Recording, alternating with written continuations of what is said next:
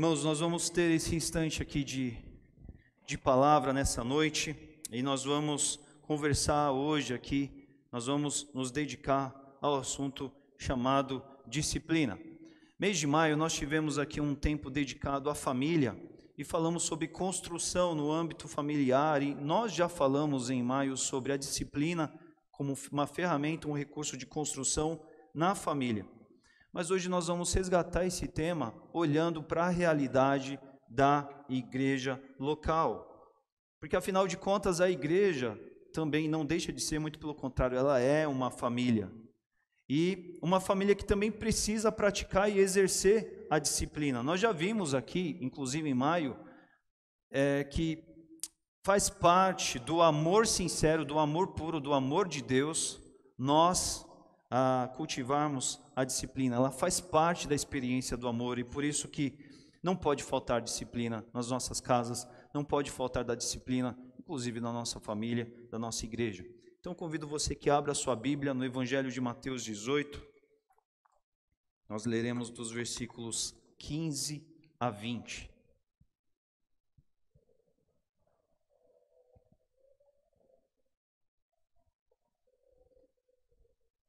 Sua Bíblia ou celular, Mateus 18, de 15 a 20. Farei uma leitura aqui na NVT, nova versão transformadora, que traz o trecho aqui, o título do trecho, Como corrigir um irmão. É a partir do versículo 15, Mateus 18, eu leio. Se um irmão pecar contra você, fale com ele em particular e chame-lhe a atenção para o erro. Se ele o ouvir, você terá recuperado seu irmão. Mas se ele não o ouvir, leve consigo um ou dois outros e fale com ele novamente, para que tudo o que você disser seja confirmado por 2 ou 3 testemunhas. Se ainda ele se recusar a ouvir, apresente o caso à igreja. Então, se ele não aceitar nem mesmo a decisão da igreja, olha, trate-o como gentil ou como um cobrador de impostos.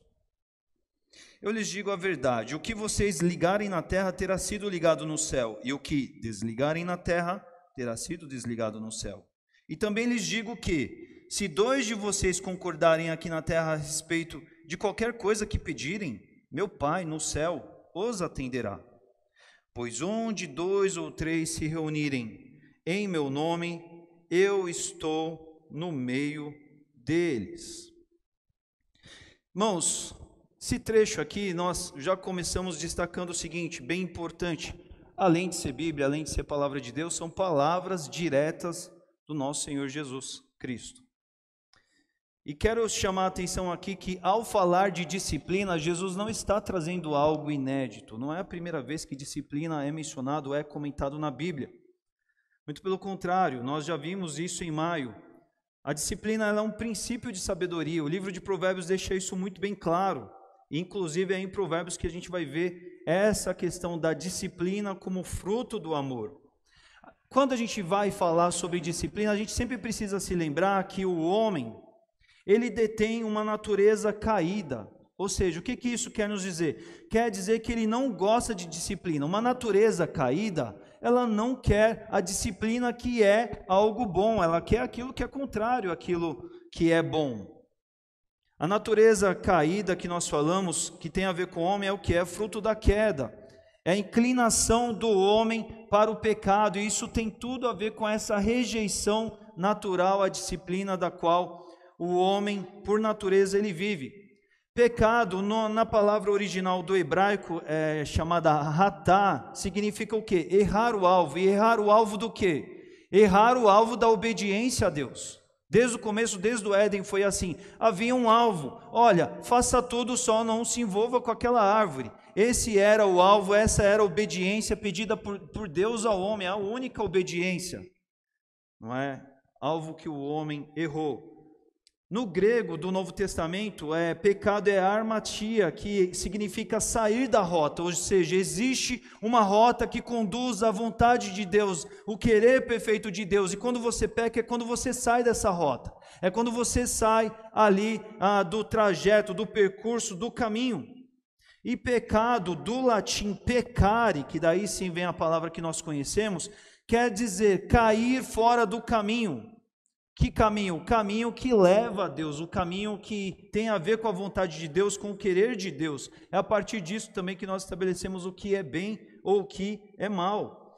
Então, é a partir daí que a gente vai pensar o homem na sua natureza, ele não quer ser alguém dado à disciplina, ele se aborrece com a disciplina, ele repudia, ele evita, ele quer escapar, ele é evasivo o tempo todo da disciplina por causa da sua natureza caída. Mas como filhos de Deus, como filhos do amor, nós devemos entender essa grandeza, essa riqueza, essa necessidade da gente praticar e exercer o amor. E sendo a disciplina um componente do amor, nós precisamos entender que não tem como amar sem praticar a disciplina. A disciplina faz parte disso. E é disso que nós vamos ver, inclusive, nas palavras do que nós lemos aqui, de Mateus 18, que é o nosso trecho dessa noite. Então nós vamos olhar aqui alguns pontos bem importantes dentro do texto que nós lemos. O primeiro deles que eu quero chamar a tua atenção é: se um irmão pecar contra você, é o começo desse trecho aí. Algumas Bíblias, a boa parte delas vai trazer essa frase completa, exatamente como eu li. Algumas Bíblias talvez não vai trazer esse contra você, não é? Tudo isso é porque os manuscritos antigos da Bíblia, antigamente, antes do papel, antes da imprensa, a Bíblia ela era transmitida por meio da cópia. Cada um pegava um original da Bíblia e ia fazendo uma nova cópia, um novo manuscrito da Bíblia. E cada homem, conforme naturalmente alguns às vezes no ato de copiar o texto bíblico, às vezes achava que poderia estar faltando uma palavrinha ali, um detalhezinho ali, ou às vezes suplantava aquilo ali. É por isso que em alguns originais da palavra de Deus, dos antigos mesmo, eles não trazem essa parte do contra você. Mas independente disso, isso não nos impacta, por quê? Porque é um princípio do Novo Testamento considerar que no âmbito da igreja existem as expressões de mutualidade, que são o quê? Aquelas expressões bíblicas do uns aos outros. Então a Bíblia aqui fala: exortem-se uns aos outros, edifiquem-se uns aos outros, admoestem, repreenda-os, corrijam uns aos outros, disciplinem uns aos outros, instruam uns aos outros. Algumas palavras até que não são muito do nosso vocabulário, redarguir, mas são expressões que dizem respeito ao quê? Não tem a ver somente com aquilo que vem de encontro a mim, ou tem a ver diretamente comigo, mas tem a ver com uma ação que se deve ser tomada quando você vê algum outro pecando, seja com relação a nós ou não, seja com um próprio outro irmão. E aí o que nós vamos ver? O que fazer quando nós vemos um irmão pecar, quando a gente vê um irmão pecando? O texto bíblico aqui, ele é claro em passos. Ele vai dizer assim, Jesus vai nos dizer: quando você vê um irmão pecando, vá, fale com ele em particular e chame-lhe a atenção para o erro. É isso que Jesus diz. Jesus não diz mais nada. Então quero destacar aqui o que Jesus não diz. Jesus, ele não fala assim: olha, quando você vê alguém pecando, vá e siga a sua vida, deixe para lá, finja de conta que você não viu nada. Jesus não disse isso. Quando você vê alguém pecando, Jesus também não falou: olha, vá e conte e fale para uma outra pessoa, vá desabafar com uma outra pessoa o teu desapontamento, porque você viu o outro pecar, você não gostou, você não achou legal aquilo e vai contar para o outro. Não, Jesus não disse isso. Jesus não disse: quando você vê alguém pecar, corte relações com ele, e ignore-o ou deixa ele para lá. Jesus também não disse isso. Jesus também não disse: quando você vê alguém pecar, se sinta superior, se ache o máximo porque você está vendo ele pecar e você não está na situação de pecado. Não, Jesus também não disse isso. Jesus, de uma forma clara e objetiva, diz: se você vê o teu irmão pecar, fale com ele e chame-lhe a atenção. E aí nós vamos para o próximo ponto. Porque se ele ouvir, você terá recuperado o seu irmão. Quero chamar atenção para isso. Existe um objetivo no ato de você tomar uma ação quando você ver o outro pecar. Um objetivo muito claro de recuperar o irmão, de tirar ele da situação, da condição de pecado. E perceba que o objetivo que Jesus menciona aqui não é o objetivo de afrontar o irmão, não é o objetivo de diminuir, de desprezar o irmão, não é o objetivo de recriminar o irmão, de ofender o irmão, mas o objetivo que Jesus destaca é o objetivo do amor, de recuperar o irmão, de construir o irmão, de fazer com o irmão o mesmo do que Deus fez para conosco, porque foi isso que Deus fez para conosco. Deus nos viu na condição de pecado e Ele possibilitou, abriu o caminho para que a gente fosse recuperado na pessoa de Jesus Cristo. Foi isso que Deus fez para conosco. É isso que Deus pede para que a gente faça com os nossos irmãos também. Tudo com o objetivo de que o nosso irmão deixe o pecado. Mas aí Jesus segue, e se ele não ouvir? E pode acontecer? Sabemos que pode acontecer muito, não é? O que fazer? O que o texto, nas palavras claras de Jesus, vai dizer? Que a gente deve desistir?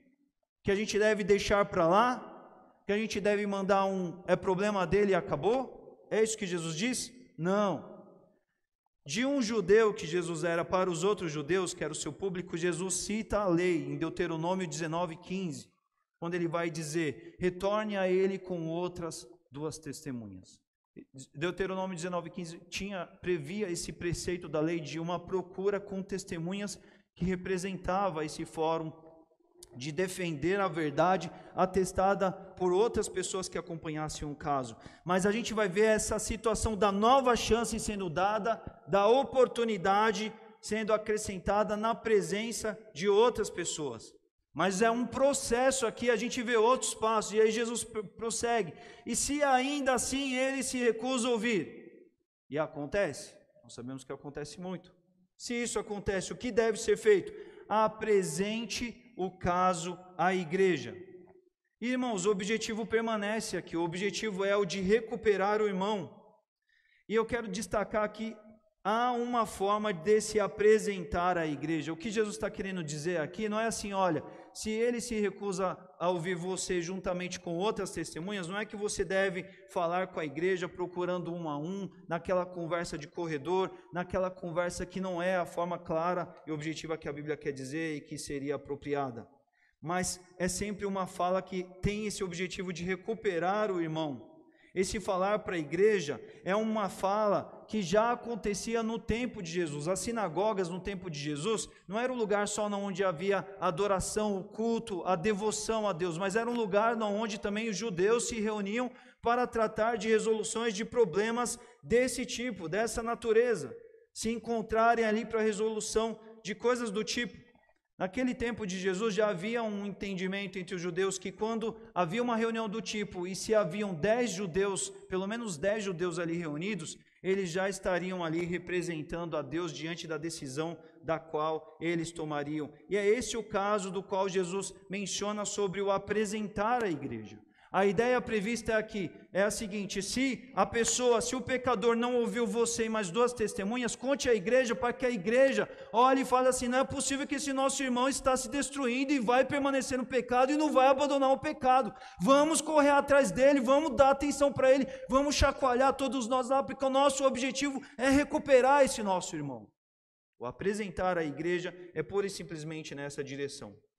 E se ele então não aceitar nem mesmo a decisão da igreja, é aí que Jesus fala, e trate-o então como gentil ou publicano. Algumas versões vão dizer, considere-o como gentil ou publicano. E o que Jesus está querendo dizer aqui? Isso não é claro para nós que não somos judeus, mas para um bom judeu que estava ouvindo Jesus aqui, dentro do evangelho de Mateus, que é esse evangelho de judeu para judeu, ele tem essa característica de ser claro para eles, e nós vamos pensar aqui. Tanto o gentil ou o publicano, que o publicano representa a figura do cobrador de impostos daquele tempo, são pessoas das quais os judeus não queriam ter laços profundos. São pessoas das quais os judeus não queriam ter proximidade, partilha, intimidade, confiança, entrega. Eles não se enxergavam de igual para igual. Por quê? Porque o gentil representava o pagão, aquele longe, distante de Deus. E para o israelita, para o judeu, não é? É ele que tinha em si essa concepção, essa construção de povo puro, santo, do Deus Altíssimo. Ele realmente não queria ter um laço muito íntimo, muito profundo com alguém que não queria, não tinha nada a ver com Deus, como era o caso dos gentios distanciados de Deus. E o publicano, o cobrador de impostos, qual era a problemática do publicano? A grande questão é que o publicano, geralmente, a maioria das vezes, ele iria ser um judeu que traía o seu povo e se associava ao governo de Roma para ser um cobrador de impostos a favor de Roma, cobrando impostos do seu próprio povo. Então era alguém que não era bem visto, porque ele, buscando um próprio interesse, ele se unia a um governo que era, vamos dizer assim, um ditador daquela época, um governo imperial, para trazer impostos, mas ele estava buscando aquilo, prevendo, querendo apenas o seu próprio benefício. Ele adotava uma atitude de explorar o seu próprio povo em favor de Roma, em favor do seu próprio benefício, importando-se apenas consigo mesmo e não dando a mínima para o seu povo. Então era um tipo de pessoal que os judeus também sabiam que, puxa, eram pessoas que não se importavam, eles colocavam o seu eu acima de qualquer coisa. E Jesus estabelece isso como exemplo. Jesus, ele quer abordar isso com aqueles que estão ouvindo ele quer dizer, olha, a igreja deve ser um lugar que você vá construir vínculos profundos, vínculos de confiança, de entrega, de partilha. Mas olha, o que acontece? E se chega alguém que começa a pecar e abraça o pecado e quer tanto o pecado a um ponto de preferir o pecado a preferir a Deus, a provocação de Jesus é alguém com o qual você deve conviver? Alguém que está entronizando o pecado na vida dele, está tirando Deus do centro da vida dele? É alguém que você deve trazer para o seu convívio, para a sua intimidade, alguém para te influenciar, alguém para você dialogar, alguém para você se abrir, alguém para você comungar, experimentar a comunhão? Não, não é. É isso que Jesus está querendo dizer aqui quando ele fala nesse sentido. Não é alguém para você caminhar junto, dividir a vida, partir o pão num nível tão intimista, ouvir conselhos de uma pessoa assim, que pode ser uma má influência para você. Desde sempre a gente vai entender essa figura do caminhar junto com Deus em meio ao povo de Deus, e nós entendemos isso de uma forma muito clara. Caminhar com o povo de Deus vai representar em tantas vezes ouvir o nosso próprio Deus pela boca do nosso irmão. Mas se você tem alguém ali que fez do pecado um ídolo e está abandonando Deus, a provocação de Jesus é alguém para você ter essa intimidade tão profunda de considerá-lo como irmão que de fato está ali com você?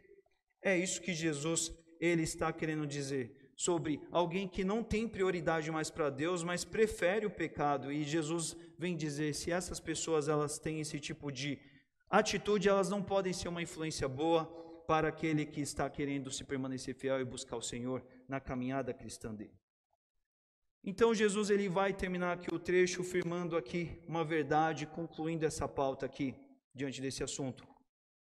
Jesus vai dizer, olha, o que vocês, igreja, ligarem na terra, será ligado no céu, e o que vocês desligarem na terra, será desligado no céu. E aqui existem formas de interpretar essa fala aqui, que algumas delas começam a ficar complicadas, na verdade, não é? Porque alguns vão entender que o que está sendo dito aqui, está sendo dito com relação à salvação. Então é mais ou menos como se fosse assim, se de alguma forma, algum processo de tratamento de disciplina fosse executado por completo, em que o pecador não quisesse se retificar, então a igreja decide que vai tratar ele como um gentil publicano, e Deus lá de cima vai corresponder a essa atitude, apagando o nome da pessoa do livro da vida.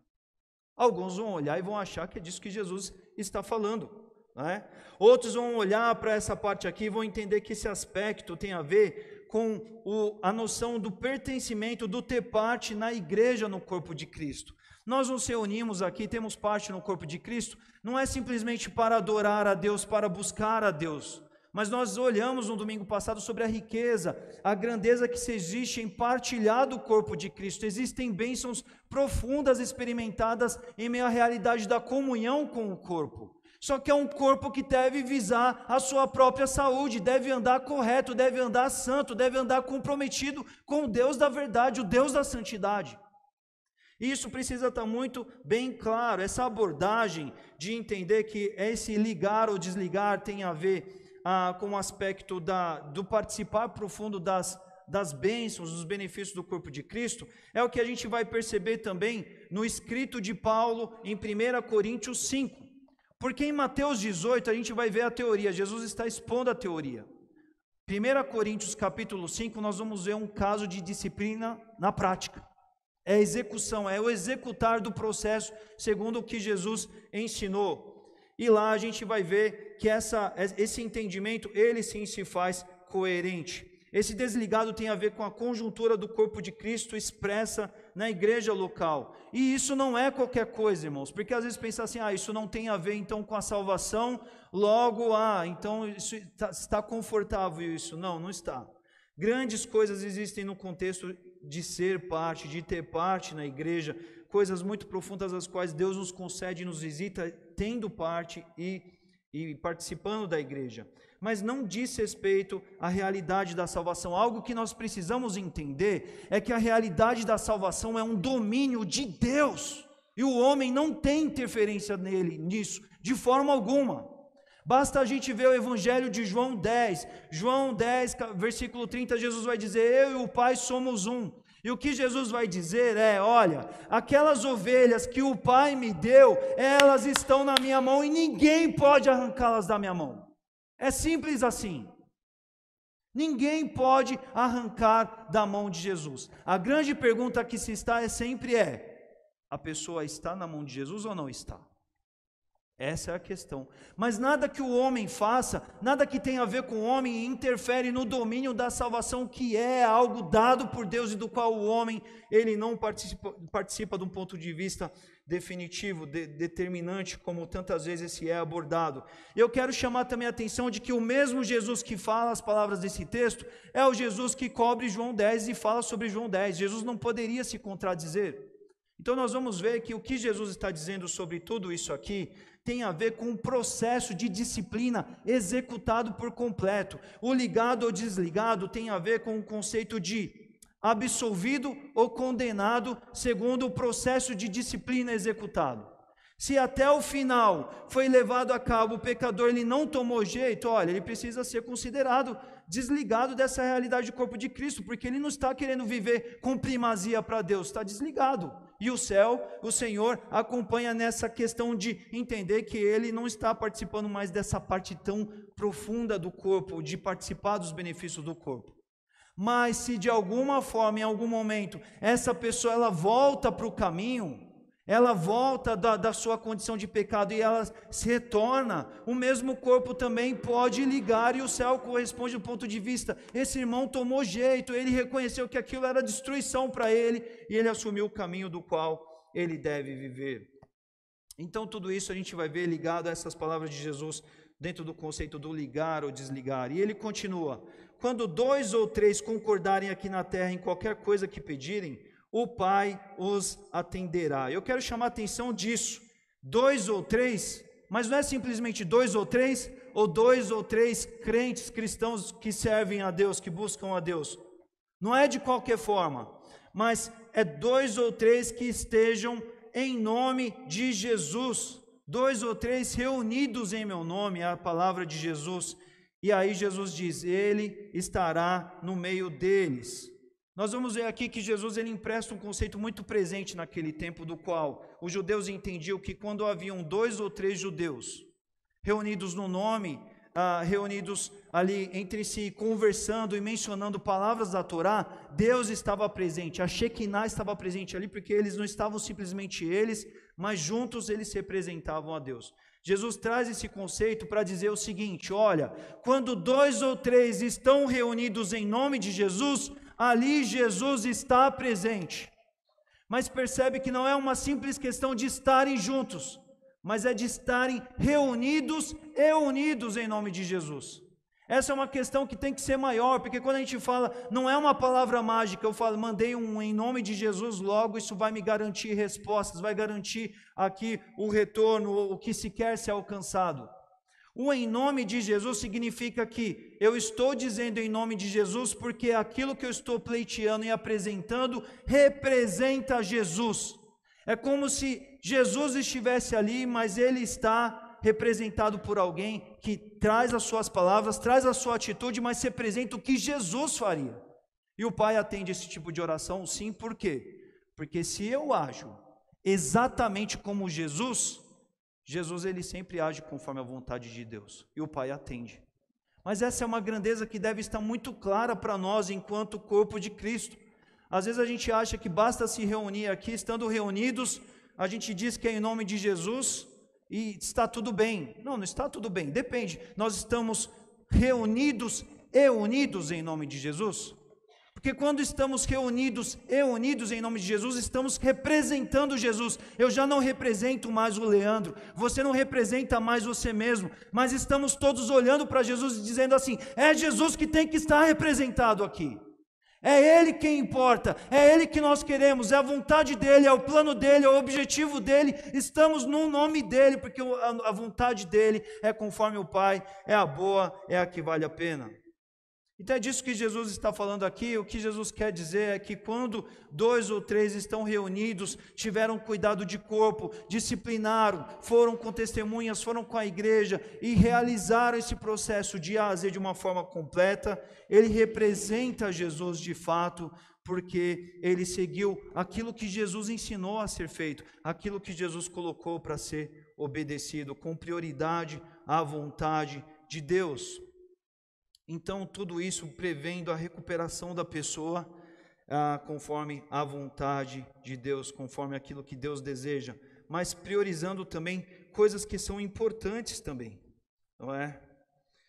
E nós precisamos pensar sobre a grandeza de tudo isso e naquilo que isso também envolve. Talvez a gente pode pensar assim: por que Jesus fala para desligar aquele que não está em conformidade à vontade de Deus? Por que Jesus ele vem ensinar sobre isso? Jesus ele vem ensinar sobre isso porque é um princípio bíblico da saúde do corpo de Cristo. Em 1 Coríntios 5, esse caso prático abordado por Paulo, Paulo vai dizer: não se associe com alguém que se diz irmão, mas abraçou o pecado como a sua escolha e abandonou a vontade de Deus. Não é saudável para o corpo, porque ele vai gerar influência do pecado, da doença do pecado na vida das pessoas. E nós notamos muito isso quando acontece a simples presença de indisciplinados na igreja. Quando a igreja ela não executa a disciplina, isso vai gerar problemas, porque começa a gerar no meio da comunidade a sensação de que não tem problema, que não é problemático, que o pecado não é tão sério assim, que ele não desonra tanto ao Senhor, que ele não faz tanto problema, que Deus ele é bonzinho, ele releva todas as coisas. E é nessa medida que a doença do pecado começa a se proliferar. Mas então, qual que é o processo? Qual que é o conceito? Se desliga e a pessoa, então, ela está perdida? Acabou para a pessoa? Nós vamos ver aqui que Mateus 18, 2 Coríntios nos mostram que tudo isso se visa, não é, conforme se prevê a recuperação da pessoa. Prevê aquilo que é bênção para a pessoa. A semana passada, pregando sobre o corpo de Cristo, eu falei sobre o membro mutilado. Eu falei sobre essa realidade de que, como, por exemplo, se cortasse o meu braço e deixasse ele ali de lado, ele ia deixar de ser corpo do Leandro, de parte do corpo do Leandro? Ele não ia deixar. Ele iria continuar sendo o braço do Leandro colocado ali ao lado. Mas haveria vida nele? Não, não haveria, porque ele vai seguir, vai apodrecer, vai morrer. Mas existem aqueles casos em que, quando com uma dada agilidade se amputou um braço, mas correu lá por algum acidente, claro, se leva o braço, se leva ao hospital e se religa o braço ali, o que acontece? O braço ele é recuperado, ele pode ser recuperado. Alguns membros eles podem ser reconectados dentro das juntas, dos tendões, e eles podem voltar a viver a vida do corpo se forem religados ao corpo. Então isso é algo que nós devemos pensar quando nós lembramos da grandeza do corpo de Cristo e trazemos essa aplicação tão imediata que deve haver para nós, de como isso é importante da vida do corpo, daquilo que a vida do corpo está para o membro quando o membro está em total sintonia, participante do corpo. E aqui a gente vai aplicar tudo isso que vimos aqui de algumas formas objetivas para nós nessa noite. Primeira aplicação que eu trago é: se nós vemos um irmão pecar, meus irmãos, nós devemos agir. Jesus disse isso, Jesus nos ensina sobre isso. Não devemos ficar na inércia, deixar de fazer nada. Não, errado, não é a vontade do Senhor. Não devemos também assumir uma atitude errada, é pecado. Muitas vezes assumir a atitude errada vai ser totalmente, sim, contrária à vontade de Deus. Muitas vezes não vai ser contrariada à vontade de Deus. Se a gente vê alguém pecar, nós temos que agir da forma correta, conforme o ensino de Jesus, com amor visando a recuperação da pessoa. Gálatas 6:1 vai nos dizer assim, irmãos, lá é Paulo dizendo, irmãos, se alguém for surpreendido em algum pecado, vocês que são espirituais deverão restaurá-lo com mansidão. Porque o objetivo é restaurar, e por isso nós devemos ir com mansidão. E Paulo continua, cuidem-se, porém, cada um para que não seja tentado. Tentado no quê? Tentado a pecar enquanto está tentando ajudar o irmão com o pecado dele. Porque às vezes a pessoa vai com tanta força, com tanta energia, com tanto descuidado, que ele vai pecar quando ele vai tentar ajudar o irmão a cuidar do pecado dele. Mas a Bíblia ela é clara sobre agir, ela fala que nós devemos tomar uma atitude, e isso é importante para os nossos dias, porque é muito comum dentro da sociedade, do momento que nós vivemos, mais do que nunca, a atitude de se ficar na inércia quando se vê o irmão pecando, porque não se quer se indispor com a pessoa, não quer se chatear, não quer chatear a pessoa, não quer arrumar confusão com a pessoa, não quer perder o amigo, e aí se adota a atitude da inércia. E o grande problema é que a inércia, ela te faz plateia de alguém que está se destruindo, porque o pecado é destruição, o pecado ele é afastamento de Deus, o pecado ele tira a gente da rota, do plano, do propósito perfeito de Deus, do caminho perfeito de Deus, do alvo do Senhor para as nossas vidas. E tantas vezes pessoas se tornam plateia do erro do outro, vendo o outro se afundando do erro, não se preocupando em que ele esteja íntegro, participante daquilo que Deus tem de melhor para ele, na medida em que ele está desobedecendo a Deus. E gente, isso é uma atitude de falta de amor. Porque se a disciplina tem a ver com o amor, e a gente nega a disciplina, a gente está deixando de amar como Deus nos pediu para que a gente amasse uns aos outros.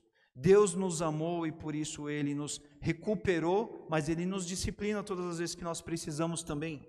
Mas tantas vezes temos visto essa prática comum de fingir com que o outro problema, o pecado do irmão não está acontecendo. A outra atitude problemática dos nossos dias é a atitude errada. A atitude de falar e repassar adiante, procurar outras pessoas, comentar com quem não de direito sobre o erro do outro, ao invés de seguir o processo claro do que Jesus deixou aqui. Ou não se faz nada, ou quando vai se fazer, se faz a atitude errada, e isso não é a vontade de Deus. Uma outra coisa que nós vemos claro no ensino de Jesus, Jesus não está falando assim, olha, se você vê o teu irmão pecar, vai lá procurar o sacerdote, para que o sacerdote vai lá cuidar do pecado do irmão. Jesus não está dizendo isso. Jesus não está pretendendo dizer aqui que deve ser o pastor, deve ser o diácono, deve ser a liderança da igreja, deve ser a liderança da comunidade, os líderes da comunidade que devem cuidar do pecado uns dos outros. Mas o corpo se cuida do corpo uns dos outros. É a saúde, a grandeza, é o amor de Cristo expresso entre nós e uns e outros. E nós precisamos entender essa importância de não terceirizar. Porque tantas vezes você está na situação, você viu o caso quando ninguém mais viu, e Deus quer cuidar com carinho daquela pessoa e Ele quer te usar, mas o que será se você não será instrumento de bênção e cuidado do corpo, se você se negar a essa função, a esse teu papel? Disciplina, ela deve ser feita na igreja por todos, num ambiente de amor, de mansidão, visando a restauração, visando a recuperação. O agir deve ser totalmente direcionado a recuperar o irmão, e isso sim, da forma correta, não é? Mostrando para ele a bênção que há na obediência, o objetivo de ver e assistir nele os propósitos de Deus e não a destruição e a separação que o pecado causa na vida dele. Por isso que Jesus previu todos esses passos. Por isso que a gente pode ver que isso não é algo, Jesus não falou assim, você viu alguém pecando, faça lá igual o pessoal fez, corre atrás da pessoa com uma pedra e apedreja porque ele é um pecador. Isso aqui é um processo de tempo. Isso aqui é um processo de paciência, de tolerância, de longanimidade, de dar chances para o outro se recuperar, porque o outro leva tempo, assim como você também leva tempo para se recuperar das suas falhas, dos seus pecados. Mas tantas vezes a gente quer adotar um nível de postura muito dura com relação aos outros, e com a gente quer uma flexibilidade total.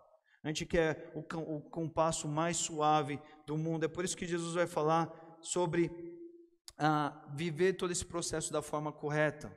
Mas tantas vezes a gente vê que as pessoas nos nossos tempos não praticam a disciplina, ou se não procuram a pessoa da forma errada, não visando recuperá-la, mas muitas vezes no contrário disso, vence uma ação desmedida que que vem criar algo ruim para aquele que precisa da disciplina.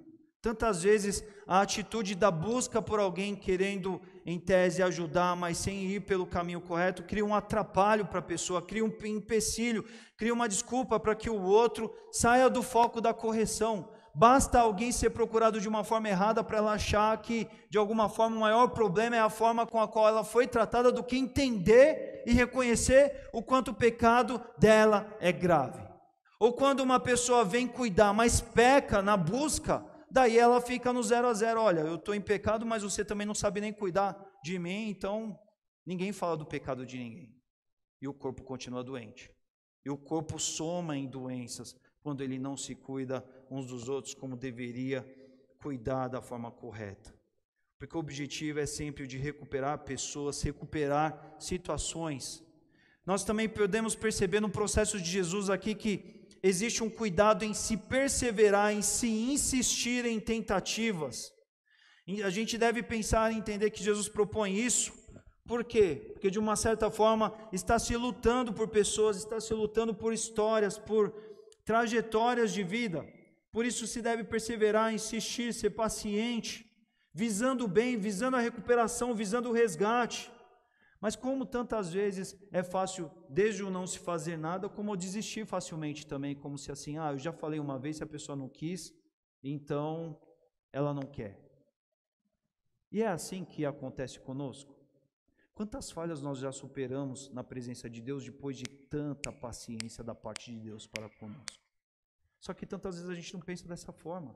A gente não tem esse cuidado com os outros, esse cuidado do amor, esse cuidado de falar assim, meu irmão, não quero que você se dê mal, eu quero que você experimente a grandeza das bênçãos de Deus para a sua vida. Esse compromisso de ser perseverante, de ser insistente, de ser dedicado, de cumprir esses processos, não porque você quer forçar alguém à obediência, mas é porque você sabe o quanto a obediência é boa e você quer que aquela pessoa viva aquilo também. Não é? Tantas vezes as pessoas do nosso tempo principalmente não vivem isso porque está todo mundo tão cheio e tão ocupado da própria vida que não tem esse tempo para o outro, não tem esse dedicação ao outro. E Filipenses 2 vai nos mostrar que a gente não deve viver cuidando só dos nossos próprios interesses, mas nós devemos viver como o corpo de Cristo, amando, cuidando do corpo, querendo que o outro viva as grandes bênçãos de Deus para a vida dele. A gente precisa empregar a vida pelo outro, não é só o meu próprio umbigo que está em questão. Se o outro não aprendeu da primeira, da segunda vez, vá viver com o corpo, o cuidado que ele precisa, porque às vezes você não teve a melhor fala, a melhor abordagem, mas quando você trouxer 2 ou 3 outras pessoas para apoiá-lo, ele poderá ver que realmente aquilo está maior do que ele estava conseguindo enxergar e tomar o caminho de cuidado que ele precisa. Mas nós devemos pensar também que há um limite necessário. O exemplo que Jesus nos coloca aqui mostra isso, o processo prevê um limite que oferece chances, oportunidade, paciência, amor, mas que é um caminho conforme a justiça e a santidade de Deus também, que visa a saúde do corpo e da igreja, ou seja, tem limite, chega uma hora que não dá mais. Isso é um outro problema dos nossos dias, porque assim, a gente vive como se não houvesse um limite, a gente não se importa tanto assim, a gente deixa para lá, a gente vai dando chances sobre chances para o resto da vida, como se o pecado pudesse ser um pet, um animal de estimação nas nossas vidas, os quais assim, ele não vai comprometer toda a minha vida com Deus, não é? E aí se vive a libertinagem. O que é a libertinagem? É o excesso da liberdade, a liberdade não aproveitada, que mediante a paciência de Deus, a pessoa rompe, tira Deus da vida dela. Ela simplesmente se despreocupa e desprioriza de obedecer a Deus. E tantas vezes, tantos no nosso tempo lidam de uma forma complacente com isso. É mais ou menos assim, olha, ninguém é perfeito, ele não é perfeito, eu também não sou, então ninguém se incomoda, todo mundo fica quieto a respeito dos pecados uns dos outros e dará certo no final, porque Deus, Ele é um Deus de amor. Só que o pecado ele é repugnante para Deus. Jonathan Edwards, um pregador do passado, um teólogo, ele tem um sermão muito famoso dele que quebrantou muitas pessoas, que o título do sermão se chamava Pecadores nas mãos de um Deus irado. Porque às vezes a gente esquece o quanto o pecado ele é ofensivo para Deus. A gente acha que como nós somos imperfeitos, é como se assim, a gente aprende a lidar com essa imperfeição e está tudo certo. E como Deus é um Deus de amor, está tudo ok. Ele nos aguentará, né? Mas é o tipo de sermão que hoje em dia seria problemático, não é? Em tantos circuitos. As pessoas choravam, quebrantadas, arrependidas de perceber nas palavras de Edwards como o pecado de fato era tão agressivo e elas não estavam percebendo o quanto elas estavam cada vez mais se afastando de Deus por perceber que pecado se instalasse na vida delas para ficar. Mas as pessoas de hoje, do nosso tempo, elas preferem um título do tipo Pessoas Imperfeitas nas mãos de um Deus de amor. E vamos pensar só sobre o amor de Deus, e aí a gente não se preocupa com disciplina, a gente deixa para lá, a gente consente com o pecado e está tudo certo. Mas não, precisamos erradicar os nossos caminhos. Um caminho de cuidado e de amor que prevê oportunidades, mas que assegura limites também, segundo o que Jesus ensinou, não é? E nós não devemos compactuar com essas práticas, com esses caminhos, quer para as nossas vidas, mas quer para a vida dos nossos irmãos, quer para a igreja também. Porque a igreja deve ser um lugar de prioridade à vontade de Deus, ao querer de Deus, à santidade de Deus, à primazia de Deus em todos os aspectos. E é por isso que esse processo, tal qual Jesus escreveu, ele prevê esse caráter cirúrgico assim mesmo, de chegar a um dado momento, se a pessoa ela abraçou o pecado, não dá para ficar contando com essa pessoa como alguém da qual você pode considerar como irmão, alguém que pode te aconselhar, alguém que pode te dar uma opinião sobre algo que você deve fazer na vida. Como é que você vai ter partilha profunda de vida com alguém que não está interessado em obedecer a Deus por completo na sua vida? É por isso que esse processo ele existe, Jesus deixou ele de uma forma muito bem clara, porque o pecado ele deve ser combatido na realidade da igreja. E nós devemos ser uma igreja do Senhor, devemos ser um povo de Deus que deve ser comprometido com isso. Isso existe na realidade, na dimensão da igreja, mas existe na realidade, na dimensão das nossas vidas particulares também. Isso tem a ver com o nosso contexto de igreja local, mas tem a ver com a sua vida, porque certamente você convive com pessoas que se afirmam serem pessoas do Senhor em outros contextos de vida que não fazem parte dessa igreja local, mas que às vezes estão fazendo escolhas pelos pecados nas suas próprias vidas, estão criando pecados de estimação, e tantas vezes, se você não viver o processo de Jesus, você vai ser adoecido estando em comunhão com gente que não quer comunhão profunda, dedicada, centrada com o Senhor, priorizada no Senhor, priorizada na obediência de Deus. É por isso que essa palavra de Jesus ela é muito clara, ela é um processo de paciência, de amor, de cuidado, e que o corpo de Cristo precisa para que a gente viva o grande propósito de Deus em todo tempo, em todo momento, para que a gente não deixe de viver aquilo que a palavra de Deus nos ensina. Porque o Senhor, Ele quer uma igreja pura, santa, mas uma igreja que se ame e cuide em amor, que dê o suporte uns aos outros para que todos nós alcancemos a vontade perfeita de Deus em todas as expressões. Vamos orar nesse instante. Senhor, nós agradecemos pela Tua palavra aberta e Jesus aqui, de uma forma clara, Ele estabelece um processo que visa a saúde da igreja, a saúde dos crentes. Jesus visa a recuperação de pecadores. Jesus visa, Senhor Deus, com que pecadores abandonem o pecado e vivam, ó Pai, a grandeza e a beleza da obediência em toda a sua vida. É disso que Jesus está falando aqui. Porque no Teu reino, Senhor, no Teu reino não faz sentido manter pecados, esconder pecados, cultivar pecados, tolerar pecados. Não, o pecado ele é ofensivo ao Senhor, que é um Deus santo. E se o Senhor é o alvo do trono do nosso coração, nós devemos abolir todo tipo de pecado. Então, Senhor, que a Tua igreja ela entenda a expressão de combater toda a expressão de pecado e ajude-nos a sermos esses Teus filhos que se preocupam com o pecado na realidade da igreja. Porque quando eu pecar, Pai, eu preciso que a igreja em amor, pessoas da igreja cheguem até mim e me ajudem a enxergar às vezes aquilo que pode ou não estar claro para mim. E eu preciso ser sarado para que o corpo de Cristo seja sarado também. Isso vale para todos nós. Se eu falhar, eu preciso dessa igreja me ajudando a me retificar. E quando, ó Pai, os Teus filhos dessa igreja falharem, eles precisam também ser cuidados, Pai. Porque o Senhor ama o Senhor deseja o amor para essa casa, para esse local, e o amor prevê a disciplina. Não podemos abrir mão da disciplina, não podemos negar a disciplina, Senhor Deus, e que esse seja um princípio de vida para cada crente aqui dessa noite, cada crente dessa casa, um princípio para essa igreja, o princípio de se esforçar a praticar o que Jesus nos ensinou, um princípio de se esforçar para lutar por isso e viver a Tua vontade plena em todos os aspectos. Nos ajude, Senhor Deus, nos dê essa ousadia, essa desenvoltura, que o nosso maior compromisso seja, Senhor Deus, o de cuidar do bem das pessoas ao invés de querer a amizade delas, esconder nossas falhas delas dos nossos olhos.